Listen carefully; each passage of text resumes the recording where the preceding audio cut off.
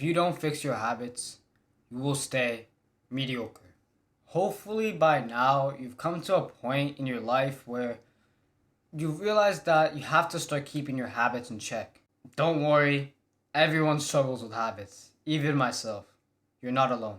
I've been trying to install good habits since the beginning of my journey, and I can tell you that I've come a long way when it comes to my habits. I want you to imagine yourself only doing good habits and cutting out all the bad ones. How much better would you be? How much better would you feel? How much closer to your goals would you be? There are 4 habit principles that I have learned and that personally helped me to stick to my habits. Now, I'll be completely transparent with you. Learning and applying these habits will help, but it won't fix your habits overnight. The misconception that people have about habits is that they think you can just change them instantly. Habits take time to develop and break. This is not an excuse to be or to not be doing the habit, but just understand that breaking and developing habits will take time. Now, the 4 habit principles. These principles come from the book Atomic Habits, which, in my opinion, is the best and only productivity book that's worth reading on the market. The 4 principles are the 3-step method, reverse, stack, and track. Let's start with the 3-step method. To create a new habit, you need to apply these 3 steps: appeal, ease, and reward. First, you need to make the habit appealing. Ask yourself, how can I make myself want to do this? For example, if you're trying to build the habit of going to the gym, watch a couple fitness videos before going to the gym. I guarantee you, if you watch a chest workout video, you're going to want to go to the gym and get a chest pump. Another way of appealing could be just thinking about the benefits, such as, if I meditate, I'll feel really good and clear-headed. The last way of appealing that I use the most, and to be honest, it's the most effective, is just, you can just tell yourself to stop being a bitch. This works for me 90% of the time. You make it appealing by making not doing it unappealing. For example, if I don't feel like journaling, I'll be like, Thomas, what the fuck? You're being a bitch. Like, you deadass. You can't just write for 5 minutes real quick. Come on, get it done. Next step is easing. Make the habit easy. I said this in my productivity video, but starting is the hardest part. So how can we make starting the habit easy? Because once you start a habit, it's very unlikely that you'll stop until you finish it. For example, if you want to build the habit of reading, before going to the gym, open a book, put it to the exact page you're going to start on, leave it on your desk, have your lo-fi music already open, have your notes page already open, and then go to the gym. When you come back, all you have to do is literally pick up the book and start reading. Your music is already ready, your notes are ready. The book is even open to the exact page. Like, it becomes very hard not to start reading at that point. This is also called habit stacking, which we'll get into later in the video. Again, make the starting process easier. Then, make it rewarding. Humans don't like to do things if there isn't a reward following it. In my opinion, food is the best way to implement a reward system. You work like crazy when you're hungry. Implement this system of, you can't eat until you do X. So, you can't eat until you finish your work. You can't eat until you read for 30 minutes. You can't eat until you go to the gym. Do this and you'll see your habits and productivity skyrocket. Another reward system can be checking your phone. After completing X, I can check my phone. To wrap up this section, the first habit principle is the 3-step method. Make the habit appealing, easy, and rewarding. Next habit principle is reverse. To break a habit, you just need to reverse the previous steps. Make it unappealing. Make it hard. Make it unrewarding. Ask yourself again, How can I make myself not want to do this habit? I shouldn't eat this junk food because it is poison.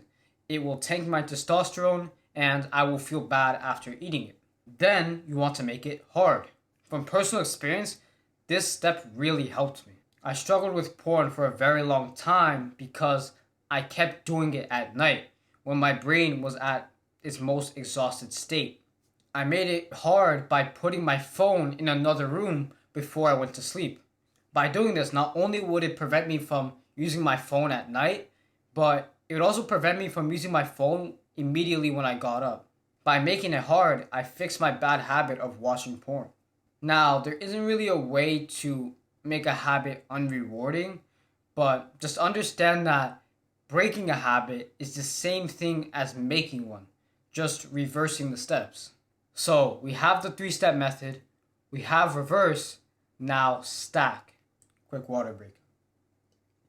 I hinted at this before, but you want to stack your new habit on top of another habit.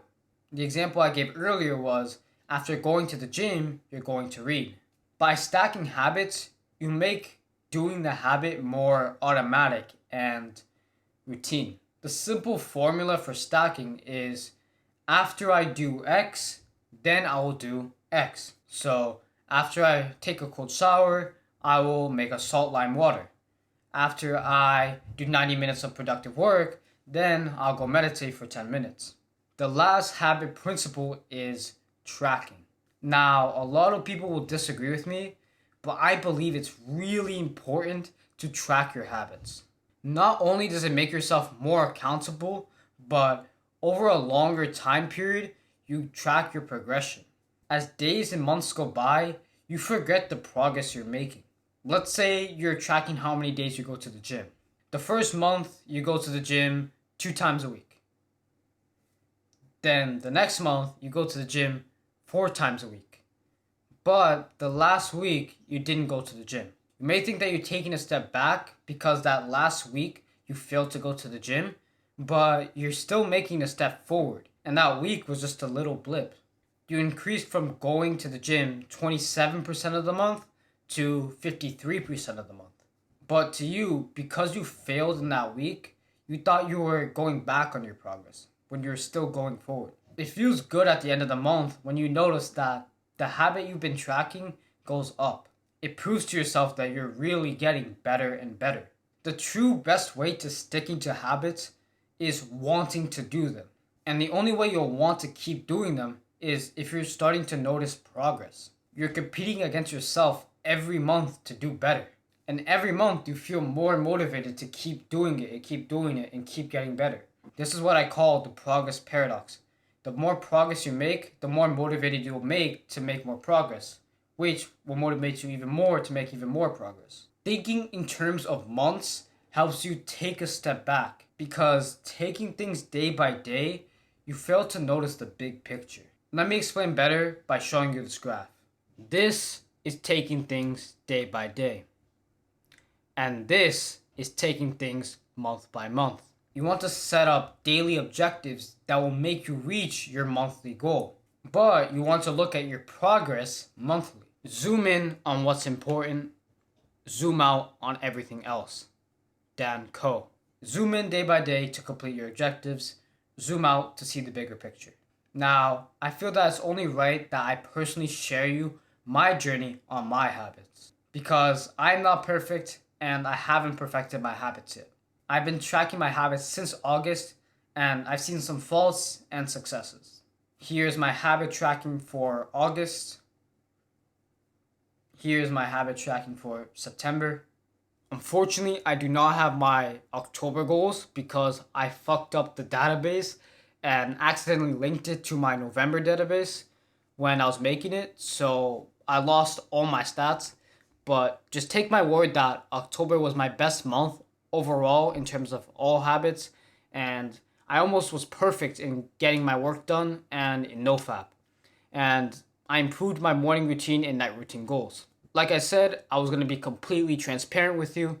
November, I have been slacking a lot. I'll be completely honest. I like that I can be totally honest and transparent with my progress because it shows you that I have still made progress with applying these habit principles, but I also am not perfect, and it proves that it just takes time to commit to habits. Despite slacking in some areas, if you put all my tracking over a chart, you'll see an upward rise.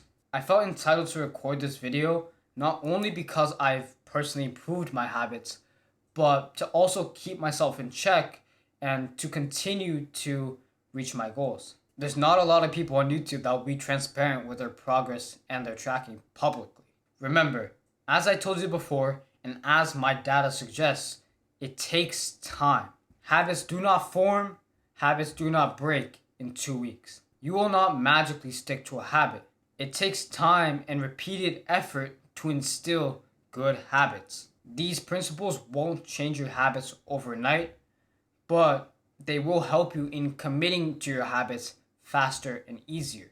And when you combine good habits and good productivity, you'll start to see your potential and how far you can truly go. And when you start to see your true potential, you'll be even more excited and more motivated, which helps you continue your good habits. That's the progress paradox, as I mentioned earlier. Combine good habits and good productivity, and you'll become unstoppable. I made a productivity video recently that I think you should check out. Combine the information of that video and this one, and you will maximize your potential. You will start to be excited for your future. I tell people this all the time. You need to be excited for your future. Ask yourself honestly, are you excited for the future? Do you see your life changing in 6 months or 12 months? If you think that in 6 months or 12 months you'll be in the same place, then you need to change something. You need to start sticking to good habits and cutting out bad ones. You need to start working on projects that you actually care about. You need to build trust and credibility with yourself. I hope this video helped. If you like this sort of content, then check out my previous videos, as I think they'll help you. And subscribe to stay updated on future projects, because I have really big things coming up to reveal to you guys. Until next time, may both of us fulfill our destined futures together.